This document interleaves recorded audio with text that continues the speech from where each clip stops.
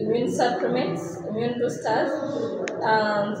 So tuyina right now tuyina omega-3. Omega-3 no product eyamba nnyo containing fish oil, containing ADH and EPA. Eyamba nnyo omuntu yenna okuziyiza okugyamu amasavu amabi mu mubiri, cholesterol. So eyamba nnyo omuntu w'emiswali okuba nga omusaayi gutambula bulungi buli part y'omubiri, improving memory y'omuntu okuba nga alowooza bulungi teyeerabiralabira, omutima gwe nga gukuba bulungi, era nga omuntu yenna waba agirina ne waba nga munene ne waba nga mutono asigala agikozesa bulungi okubanga nnungi nnyo ku bulamu bw'omuntu. Tulina coral calcium ayamba nnyo ku magumba, containing calcium and vitamin D3 eyamba okugumya amagumba, era n'omuntu okuba nga bone mineral density eri enough, like okuba nga omuntu amagumba ge tegasobola kumenyeka mangu oba nga tasobola kufuna risks ez'amagumba okumenyeka. Yes, ono calcium omuntu yenna alina amagumba nga gamuluma n'ebintu ebirala bingi ebyekusikiriza ku magumba, osteoporosis n'ebirala aba agyetaaga, naye tolinda muntu yenna kumala kulwala ogamba ayinida supplement. You can still take it ne woba nga tolina buzibu bwonna okusobola okuziyiza, naddala abaami oba abakyala oba abantu bonna nga emyaka gye kigenda gikula naye nga n'abavubuka nabo si bagyetaaga. Abantu bakola nnyo sports and the rest of the activities, buli omu aba yeetaaga eno supplement kubanga omubiri oba okukozesa nnyo gye gukoma okukola still gye gukoma okubanga gwetaaga ebirungo bino byonna. Tulina spirulina. Spirulina, this is a food for the cells. Eyamba cells okuba nga ziri active ez'omubiri gw'omuntu. So omuntu yenna yeetaaga eno spirulina okuba nga cells zisobola okukola bulungi nnyo era nga ziri active 100%. Yes, guno omukebe omuntu asobola okumirirako ebbanga eriwera kubanga ziri mu capsules 100, osobola okumirira even emyezi nga5 kubanga omira empeke emu buli lunaku. Weteekamu guno omukebe gumu n'osobola okubeera nga olina obulamu obulungi rather than spending much money in. Okay, we have Indian fertility. Indian fertility eno nnungi nnyo ku bakyala abagenze menopause, abakyala bafuna difficulties n'okuconceive oba okufuna olubuto. Omukyala yenna waba nga ali eyo nga feeling experiencing difficulties ofuna olubuto eno supplement ekuyambako nti ekuyambizaamu okusembeza amagi, okuincreasinga fertility nekisobola okuyamba okusobola okufuna olubuto amangu. N'abakyala bagenze menopause mulimu ekirungo ekiyamba okukendeeza hot flashes, so osobola ogikozesa eri 100% nakyo ya butonde nga era bina baganya products zaffe zonna ziri nakyo 100%. Tulina spirulina. This is being called sparkling. Sparkling water. It's in a form of a tampon. Each pack contains 1 tampon. 1 tampon means 1 for 24 hours. Omukyala alina akozesa eno tampon ogiteekayo wansi nesobola okuyambako ekisooka improving circulation uterus oba mu nabana y'omukyala. Ekyokubiri ejjamu ebizimba. Ebizimba ebyo oba something cysts, anything that within the uterus abnormal, eno sparkling eyambako engeri okugyamu ebizimba ebyo oba okugyamu obukyafu bwonna oba okugyamu ekintu kyonna infections, increasing circulation, the whole part of a woman's part, and also it increases tightness to the pelvis. So omukyala yenna ng'oli eyo obadde olina complications, bagamba olina ekizimba owulira ebizimba omutoto bitegeera okola scan nga may have a cyst, you need a sparkling. And even though you don't experience it, you can still use it for prevention because no need to first get sick and then to gain a yes. Kabera Kalamba, these are 5. We expect each woman take a dose of 5. Yes, and buli tamponi emwekola musawa 24. So eno dose esobola okumazaako ennaku 10. So tulina products na tulina eye care products, eneyambako ku bantu abalina amaaso agalwala suppose gyna cataract, suppose glaucoma, suppose different kinds nayenga omuntu yena experiencing a blood vision eyinamu ebirungo ebirungi ebiyamba ku maaso go okuba agasoba nga galaba bulungi, cell activity ngeri normal, and the rest of the things concerning the eyes. Yes, tugiyita eye care capsule. Tuyina liver support eno product nungi nnyo ku bantu abalina liver cirrhosis, abalwadde b'ekibumba, abafuna ebizibu n'ekibumba kyabwe okuba nga kisobola okusengejja nga kisobola okusecretinga nga kisobola okusecretinga, yes right, nga kisobola okusecrete okukola oyo juice bile, nga abafuna complications zonna zonna ez'ekibumba, abasmoking, abanywa omwenge, sigala, mwena mwetaaga eno product nungi nnyo ekuyamba okuziyiza endwadde z'ekibumba wamu n'okujjanjaba balina ekibumba nga kiriko amasavu, ekola bulungi era ebayamba bulungi. Yes, nutritional market supplements zonna ezigenda okukola ku bizibu byammwe n'okuziyiza. Tuyina Anthrophos erina wonderful active ingredients. So let me say glucosamine, chondroitin, MSM, hyaluronic. Bino byonna biyambako omuntu okuleetera amagumu kubanga ali bulungi, obanga gakuluma, obanga nfuna ebizibu byonna eby'amagumba. Ekuyamba nnyo omuntu yenna alina obuzibu bw'amagumba, ennyingo, byonna kusobola amagumba g'okubanga gakola bulungi era nga oddawo bulungi nnyo ng'oli 100% active. Erinamu ne collagen type 2, so eba ejja kukuyamba nnyo amagumba g'okubanga ebirungo byonna bye weetaaga osobodde okubifuna. Tulina product endala eno gye tuyita Nutrimaka. No product y'abaami abatasobola kumalako mu kisenge. Suppose tekinabaawo naye you can still get it because omuntu omubiri gye gukoma okubanga gweyongerako stress n'ebintu ebirala bingi nnyo, kisoboka omuntu yenna alina okufuna complications oba ebizibu byonna. So omuntu yenna, omwami ali eyo, abakyala, buli muntu emukolako, yes, naye specifically let me say men, omwami ali eyo experiencing ebizibu by'okulwawo nga tomalanga obudde bungi, ate era nga abantu abamu ayinza n'okumala nga tanaba kutandika, so okawala obufumbo okumenyeka ne girlfriend okukyawa n'omukyala ogamba my husband yabaaki, take this product Nutrimaka erinamu ebirungo ebirala byonna omwami yeetaaga okuba nga asobola okukola bulungi actively, even it also increases sperm count of a man. You have prostate tablet y'abaami experiencing prostate problems, even though you can still prevent. Not all the active ingredients omwami zeyeetaaga zonna niacinamide, vitamin E, and the rest of them. So, over a product, no way in a prostate enlargement already, it can still help you. However much you can still prevent it. So, all men really need this product. As long as you're 35 and above, you expect to take prostate tablets. Because 35 years and above, we expect the prostate to go out of its normal size.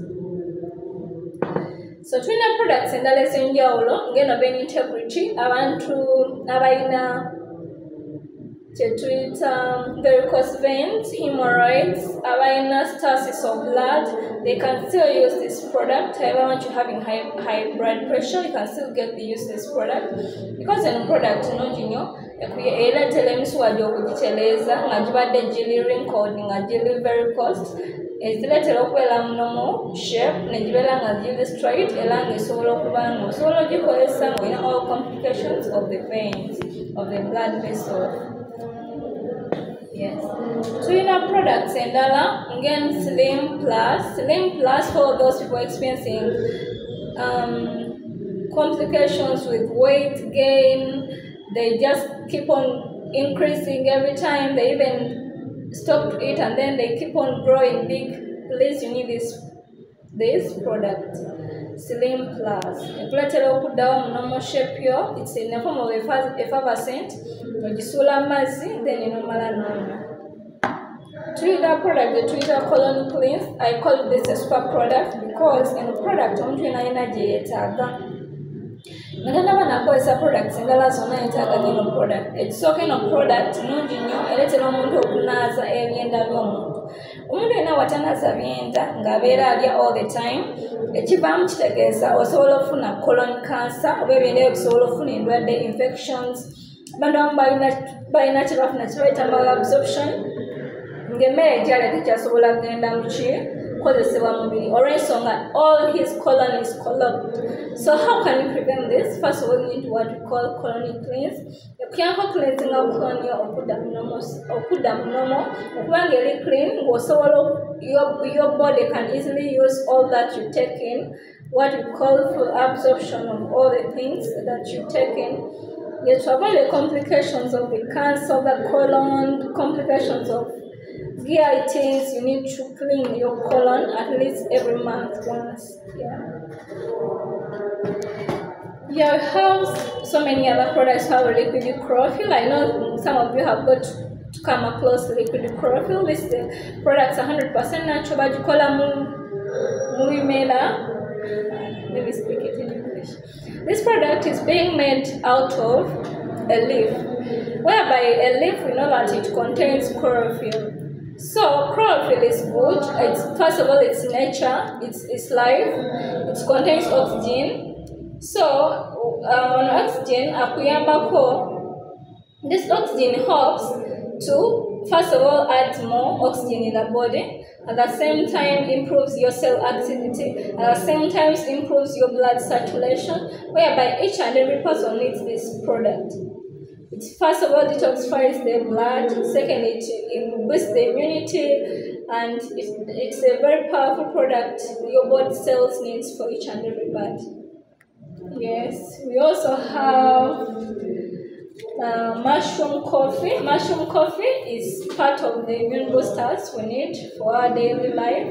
Yes, someone can take this coffee once a day, or can use it like it contains collagen and it contains more other mushrooms. We have Ganoderma and the rest of them, which is good for boosting the body immunity, which each and everybody needs. You need this mushroom coffee for your daily life. Yes, we have what we call the quantum bracelet. Quantum bracelet, containing what we call the negative ions. Yeah, negative ions eyambako omuntu oku energizing omuntu all day long. Kubanga tumanyi nti bwe tubeera mu environment our bodies are exposed to the positive ions, and then also different kind of things that bring stress in our lives. But this quantum bracelet is good. Maybe I'll show you how it looks like. You put it in ojambala mumukono ngakakomo. Okay, news of Tadijam, but this is how it looks like. Ojambala ngakakomo era ekuberako. Even right now when you put tempuliranga, I've got a change in my body. Reason being, it contains the negative ions each and everybody needs. Yes. This is being called quantum physics, guys. Don't get confused. How does this thing improve somebody's health? If you really want to be convinced and learn more, you can go download or read about more quantum physics. Yeah. We have what you call. We have the Urephone. Urephone is the phone that everybody needs. It's being called Urephone 16 Note Pro. You need this product. This is not just like a mere phone like these other phones on market. First of all, this phone is being made in a technology, let me call it science, like someone uses this phone and doesn't get affected by the radio waves or the radiations. Yes, for it, it's the way of its way of working is still being minimized than that of the home market that affect people like get cancer and the rest of them. Yeah. Lastly, but not least, about the products I have right here is the Santorin napkins. I really want to emphasize this much. More so as ladies, we know that we always suffer with gynecological problems. Suppose fibroids, suppose urinary tract infections, suppose very many gynecological problems of ladies. But here we come with Anion Alpha Secret. sanitary napkins. Yeah, we have here first of all, these products are made with 7 layers. 7 layers, these products, they are being made out of pure natural cotton. Suppose I would show you here the demonstration of this product. You'll be like, yes, this is the right product each woman is supposed to wear, is supposed to put on during their periods, at the same time after they're only used to use this pant liner. Reason being is specifically natural. It's specifically totally different. It absorbs a very full amount of water or blood, any quantity, any liquid. Each woman needs the sanitary napkin. Secondly, it contains the onion band. I wish I had something open actually. It contains the onion band. The onion band. Can you pause this? And then I want to show them. Yeah, baada nchayogera parts tulina onion alpha separate. We have blue, green, and pink. Each color represents each floor and its own use. Yes, blue represents night use. Pink represents day use, or medium floor, small people, big floor, big people. Yeah, if at all even though you're big, but you have a small floor, you can still take this. We also have a pant liner for daily use or after your periods. Yes. I'm still explaining how these parts are, or how they contain the onion alphas. It's being called the green alg or the onion band. Yeah, it prevents and also treats infections. It takes all the signs of inflammation, suppose itching. Let me say, omukyalo lyeyo nga wetakula obadde osiibwa okozesa bino parts zitali za butonde, ogenda okuba periods ng'oli mulwadde, infections, osobola okukozesa zino pads zisobola okuyambako okuziyiza okufuna ezo infections oba ezo endwadde, ate era nga zinywa ekimala. Osobola ozikozesa eno eya blue tugikozesa ekiro kubanga tu-expectinga abakyala nti obudde bwebusiba flow ebeera nnene. So osobola okukozesa zino pad bulungi nnyo ne zikuyambako osobola okuba nga togetinga sold obadde oyambadde pad yo then otanga oyambadde olugoye olulungi then olaba kumusayina kukuyiseemu. Ky'oyinza okukola kwe kufuna zino pads ennungi n'ozambala n'obeera comfortable n'otambula nga you're so confident because you know that you're putting on the right thing. Yeah. So look like eno pad wefana. This was pink. Eno pad ina layer nsanvu. Tulina layers enjawulo. First of all, we all know that we have to open your pad. Before you put it on, tulina this one that yeah, comparing this kaneno kalaba nti kalisolai tekasaana kwonoona butonde bwansinga okatadde somewhere nga you disposed it off. Yeah, we also have this part and a part jo take up pantio. Yeah, and a part ogiraba nti it looks to be so very light, but this part how it's really light atengenywa because badikola na twina fiber. It's being made in German, which is in this cotton. Your fiber nywa echimala era ali natural. See, because we all know that most of these parts, which are sometimes which affect us, that cause us gynecological problems, because they're being made out of bleached papers, which are harmful to our health or our gynecological conditions. As you see, this part here is aerated. Even though a lady puts on this part all day long, you are aerated, you don't get conditions like complications of irritation, you don't feel hotness because the part is being aerated. Esobola okubanga essa bulungi ng'empewo egiyitamu n'omukyala n'abeera ng'ali comfortable all day long. Tulina buno straps obukwata ku nnika y'omukyala. Yes. Tulina layer ey'omunda zonna za mugaso naye tulina eno layer ey'omunda. Tulina kano ka onion band ka alg. When I touch on it, is mpulira I feel a change in my life. First of all, why? Containing negative ions. Yes. Even I can still remove it. You see this part? Elinganga is separate. Because buli part yanjawulo bagikola batya? Bagikola yokka. Okiraba? When you happen to get those parts, embeera nazo mujja funa enjawulo. Tulina kano akasooka kungulu okalaba nti si kaveera. Kali, it's cotton, you see? Cotton, si kaveera, you know? Tulina part endala. You see, this is like, it also looks like a paper, but hope you're seeing very well. You see how it's being made. Tulina this other part. Rakwalen telling mumas nesting I had put some little water. I will do the demonstration, will be able to see it. You can know that this is a part every woman is supposed to do it, to wear and put on. Partly at the way we wear right now and dismantle it, but it's when you have it, you can really experience what I mean. And I know the people who have used them have experienced how good they are, and also myself, I testify. Yes.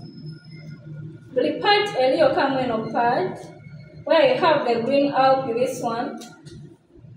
Yeah, I feel the power and the change of this one. It contains negative ions. Omukyala energy etaba okusobola okuyiziiza infections, okujjanjaba wamu n'okuwonya. Omukyala alina yeetaaga eno pad. Omukyala alina leyo omulwadde infections ezikugwako. Omukyala alina yeetaaga eno pad kubanga omukyala alina yeetaaga okubeera n'ekintu ekimuyamba, ekimukuuma, ekimuzaamu amaanyi. Most of these ladies get the gynecological problems, natafuna lubuto biki because of very many other issues that come with naye. Yeah, I really appreciate you so much. Thank you so much for this beautiful moment of listening to me. Yeah.